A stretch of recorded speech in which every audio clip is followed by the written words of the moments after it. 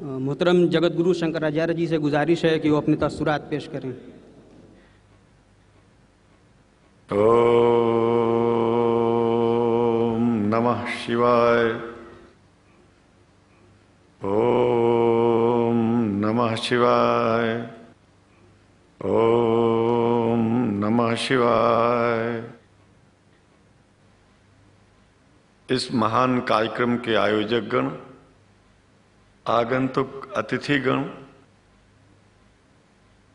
एवं धर्म प्रेमी सज्जनों,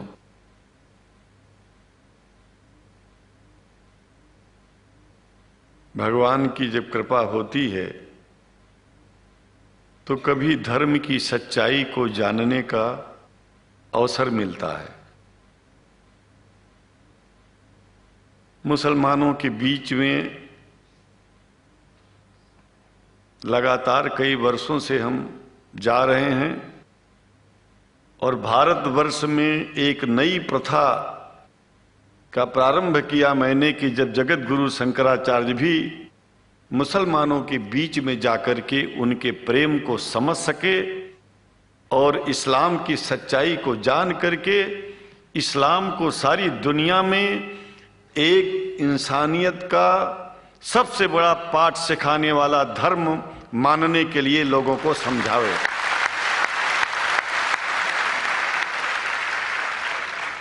जब लोग इस्लाम को बेदर्द, मुसलमान को बेदर्द, तलवार के जोर पर चलने वाला धर्म बताते हैं तो अगर शायद धरती में कोई दुखी होता होगा तो सबसे ज्यादा दुख मुझको होता है।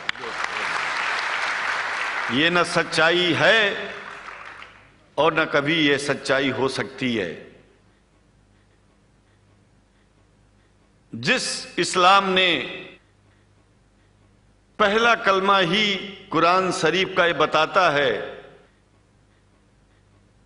कि नहीं है इबादत के काबिल सिवाय परमात्मा के और कोई, ला इलाहा इल्लल्लाह मोहम्मद रसूल अल्लाह।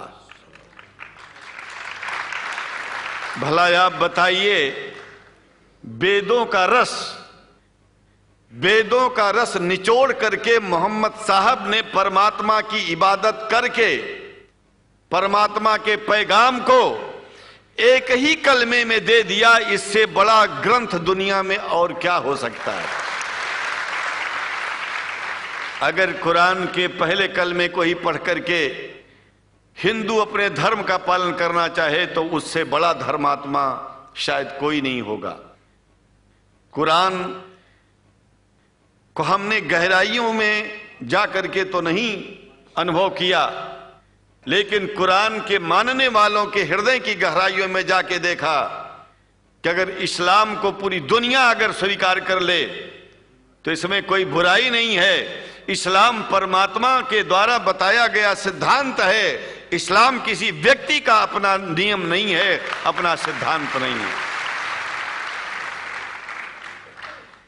कुछ लोग भेदभाव पैदा करने के लिए इस धरती पर मुसलमानों को बेदर्द कह देते हैं, इस्लाम को बुरा कह देते हैं। मैं कहता हूं उनसे बुरा इस दुनिया में कोई नहीं है। वो शैतान के बच्चे हैं, खुदा के बच्चे नहीं हैं।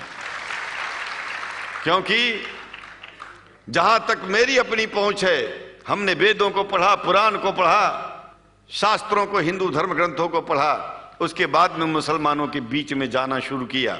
हमने मुसलमानों से हाथ मिलाया तो हमारा विरोध किया गया। ये अंडा खाने वालों से हाथ मिलाते हैं, शंकराचार्य कैसे हैं? अरे हमने कहा कि तुम्हारी समझ में नहीं आ रहा है। वो 5 बार इबादत कर लेते हैं खुदा की, तुम घास खाते हो और एक बार भी इबादत नहीं करते हो, तो तुमसे बड़ा अधर्मी दुनिया में कौन है? तुम अपने अधर्म को देखो। किसी के पवित्रता के सिद्धांतों का विरोध करना पहला अधर्म है। आप क्या खाते हैं, कैसे रहते हैं, अगर हमें आप दुखी नहीं करते हैं तो आपसे बड़ा इंसान दुनिया में कोई नहीं है। हम घास खाएं और आपके दिल को चोट पहुंचाएं तो हमसे बड़ा अधर्मी कोई नहीं है दुनिया में। कहने का तात्पर्य सिर्फ एक है कि मैंने ये अनुभव किया है कि ये मैं एक बात जो मैंने देखा है, आप लोगों से जो प्रेम मुझे मिलता है, लोग पूछते हैं कि आप मुसलमानों में क्यों जाते हो, आप तो शंकराचार्य हो। हमने कहा कि भाई मुसलमानों से पूछो कि हमसे इतना प्रेम क्यों करते हैं, वो हमसे जो प्रेम करेगा हम तो जाएंगे। कहा फिर क्या हम प्रेम नहीं करते क्या? हमने कहा कि हम तो तुम्हारे बीच में पैदा हुए और तुम मुसलमानों से प्रेम नहीं करते, इसलिए हम तुमसे प्रेम नहीं करते। मैं आप लोगों के बीच में आकर के एक बात बताता हूं, कुछ समय से हिंदू धर्म के नाम पर कुछ संस्थाएं हिंदू मुसलमानों में भेद पैदा करने के लिए कुछ ऐसा कार्य किया जिसकी वजह से आम हिंदू, सीधा साधा हिंदू बेचारा जान ही नहीं पाता है इस्लाम क्या है और सनातन धर्म क्या है। सनातन धर्म और इस्लाम में कोई भेद नहीं है और हिंदू धर्म तो कोई धर्म ही नहीं है। सनातन धर्म धर्म है और शायद जो संस्कृत का सनातन शब्द है, अगर किसी भाषा में उसको इस्लाम कहा जाए तो कोई बुरी बात नहीं है। इस्लाम और सनातन में कोई भेद नहीं है, क्योंकि परमात्मा एक है, परमात्मा सबका है। ये संदेश ऋषियों मुनियों ने दिया और यही संदेश, परमात्मा का भेजा हुआ संदेश, स्वयं हमारे मोहम्मद साहब ने इस पैगाम को हमको दिया। तो हम भेदभाव क्यों करें? यहां पर भारत का मुसलमान, एक बात बिल्कुल मैं स्पष्ट बता रहा हूं आपसे, अगर भारत का मुसलमान सो गया तो भारत सो जाएगा। इसलिए भारत को जगाना है तो मुसलमानों को जागते रहना पड़ेगा। भारत जाग जाएगा, पूरी दुनिया जाग जाएगी। यह भी मैं जानता हूं कि भारत के सच्चे हिंदुओं को, जो सच्चे सनातन धर्मी हैं, उनको मुसलमानों से प्रेम चाहिए, उनको मुसलमानों से भेद नहीं चाहिए। अगर कोई अच्छा हिंदू है, सच्चा हिंदू अपने को कहता है, तो पहले तो सनातन धर्म को मानता हो। अगर हिंदू की परिभाषा सनातन धर्म से हट करके कोई परिभाषा है तो ऐसे हिंदू धर्म को मैं तिलांजलि देता हूं। हिंदू धर्म कुछ नहीं है। फिर हिंदू धर्म वही है जो वेद को माने, पुराण को माने और सनातन को माने। सनातन धर्म धर्म है और उस धर्म को न मान के अपनी एक नई व्यवस्था चलाना शुरू कर दे, इसका मतलब यह है, और नाम भगवान का ले। एक बात और बता देता हूं, भगवान कोई आदमी की तरह नहीं है कि रोज रोज नियम बदलेगा। रोज रोज नियम बदलना आदमियों का काम है। हमारे पूर्व प्रधानमंत्री साहब, मुझे दुख होता है कभी कभी, यद्यपि लोग ये न समझ बैठे कि मैं उनका विरोधी हूं। विरोधी नहीं हूं, लेकिन उनको खुद सनातन धर्म की परिभाषा नहीं आती है। विदेश में जाकर के हिंदू धर्म की गलत परिभाषा कर दी है और हमको सबको ये दुख हुआ कि किस स्कूल में जाके पढ़े हैं ये। धर्म के बारे में बिना पढ़े हुए धर्म के बारे में बोलना गलत है। पहले धर्म को जान लेना चाहिए, फिर धर्म के बारे में बोलोगे तो प्रेम फैलेगा, शांति फैलेगी, इंसानियत सारे चारों तरफ, चारों दिशाओं में इंसानियत का प्रकाश होगा। और मैं तो कहता हूं कि अगर शंकराचार्य लोग सब मिलकर के इस विचार में स्थित हो जाएं कि सनातन धर्म वो धर्म है जो इस्लाम से अलग नहीं, इस्लाम वो धर्म है जो सनातन से अलग नहीं, और जो भेद पैदा होता है या राजनीति में होता है, साम दाम दंड भेद, ये राजनीति में है, धर्म में नहीं है। धर्म में है एको ब्रह्म द्वितीयो नास्ति, एकमेव द्वितीयम ब्रह्म ला इलाहा इल्लल्लाह। ये धर्म कहता है, ये धर्म की बात है। इसलिए हम भगवान की आराधना करते हैं, उपासना करते हैं।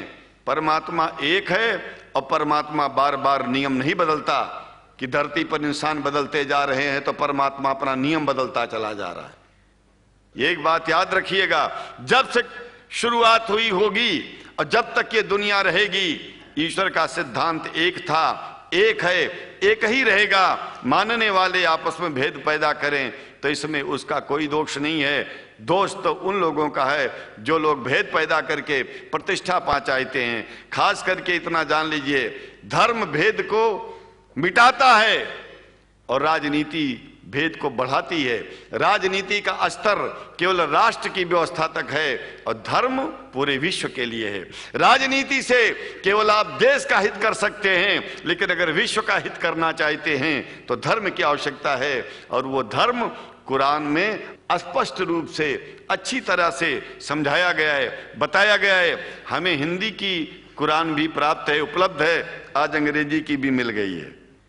और हम तो चाहते हैं हाँ, कुरान शरीफ सारी दुनिया में अगर इस ग्रंथ को पहुंचाया जाए, और पहुंचाना चाहिए। मैं तो मुसलमानों से एक जरूर बात कहूंगा कि आप लोग एक चीज का ध्यान दें, आपके पड़ोस में जिस भी भाषा को जानने वाला व्यक्ति रहता हो, जिस भी भाषा को, कोशिश कीजिए कि आप इस कुरान जैसे पवित्र ग्रंथ को उसको उसकी भाषा में पहुंचाइए। और मेरी समझ में सारी दुनिया में एक कुरान पहुंचेगा तो सारी दुनिया में शांति होगी, सारी दुनिया में अमन होगा, और सारी दुनिया में ऐसे ही इतने प्रेमियों के बीच में शंकराचार्य को पहुंचने में और बोलने में कोई दिक्कत नहीं होगी, संकोच नहीं होगा।